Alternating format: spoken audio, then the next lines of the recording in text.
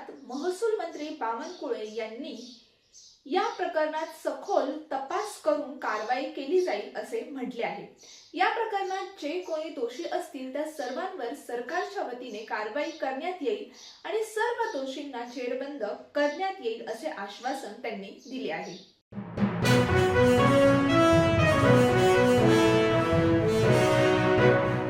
भोंदूबाबा खरात प्रकरणात सर्व काळे धंदे उघड होणार, भाजप नेत्या चित्रा वाघ यांचे वक्तव्य। तपासणीची जबाबदारी IPS अधिकारी तेजस्वी सातपुतेंवर सोपवली आहे।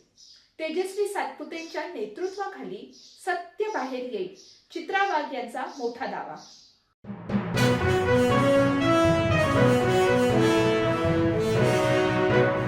नाशिकमधील अशोक खरात या भोंदूबाबाचे प्रकरण ताजे असतानाच आता अजून एका बाबाचे कांड समोर आला आहे। या बाबाने आश्रमातच नकली नोटा छापण्याचा कारखाना सुरू केला होता। पोलिसांनी या ठिकाणाहून कोट्यावधींच्या नोटा जप्त केल्या आहेत। सुरत जवळील कामरेज तालुका आहे, तेथील पारडी गावात श्री सत्ययोग फाउंडेशन या आश्रमात हे असत्याचे प्रयोग सुरू होते।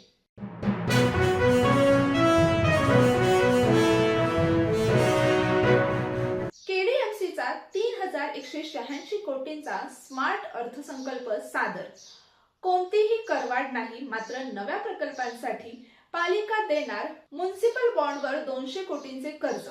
उत्पन्न वाढीसाठी सुटलेल्या मालमत्तांचा सर्वे करून मालमत्ता कर वसूल करणार। शिक्षण, आरोग्य, घनकचरा प्रकल्प व सामाजिक घटकांसाठी विशेष तरतूद असलेला अर्थसंकल्प सादर। 24 तारखेला होणाऱ्या महासभेत चर्चेनंतर पालिकेच्या अर्थसंकल्पाला मंजुरी अपेक्षित।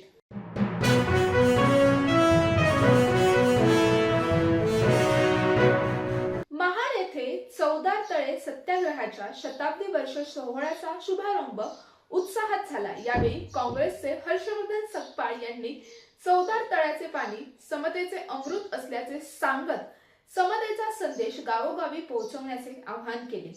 तुषार गांधी व उल्का महाजन यांनीही समतेचा विचार सर्वांनी जपण्याचे प्रतिपादन केले। कार्यक्रमानंतर पदयात्रा काढत डॉ. बाबासाहेब आंबेडकर यांना अभिवादन देखील करण्यात आले।